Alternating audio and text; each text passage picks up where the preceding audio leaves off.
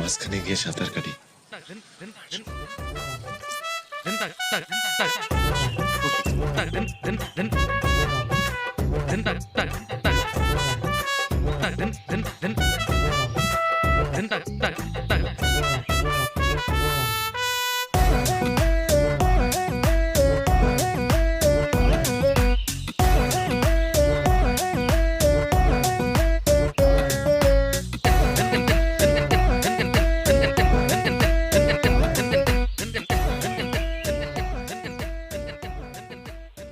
আপনি এমনি এলেন কেন? তোমার লগে কথা কইতে খুব ইচ্ছা করতেছিল।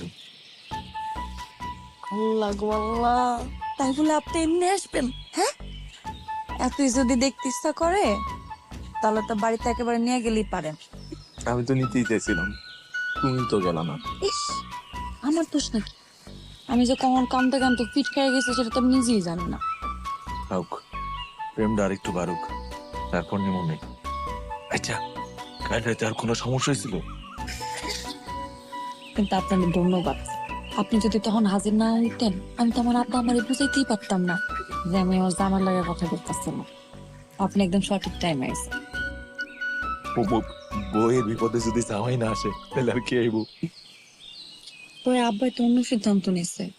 তারা সিদ্ধান্ত নিচ্ছে যে আপনার কাছে নাকি আমার আর দিব না। আপনি নাকি পাগল। তুমি কি গো? আমার কাছে তো এই পাগলের পাগলামিটাই ভালো লাগে। তাইলে আমার আর ঠেকাই কে? আমার বউ ঠিক তো সব ঠিক। আমার কিন্তু এরকম ভাসতে ভাসতে প্রেম করতে মজাই লাগতেছে। ভাসমান প্রেম মাইনছে কয় না প্রেমের মরা জলে ডুবে না?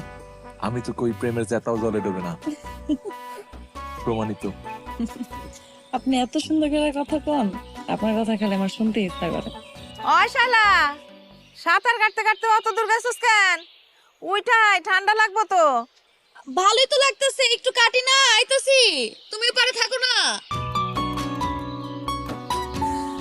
আপনাদের ধন্যবাদ। কি এর লেগা? আমার অনেক শখ আছিল প্রেম করবো, কিন্তু কখনো ওই সুযোগটাই পাইনি।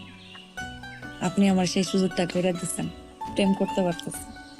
এর লেগে আমারও খুব ইচ্ছা ছিল প্রেম করার, আমিও সুযোগ পাইনি, কিন্তু অহন করতেছি বিবাহিত প্রেম নিজের বউর লগে। Fantastic gift.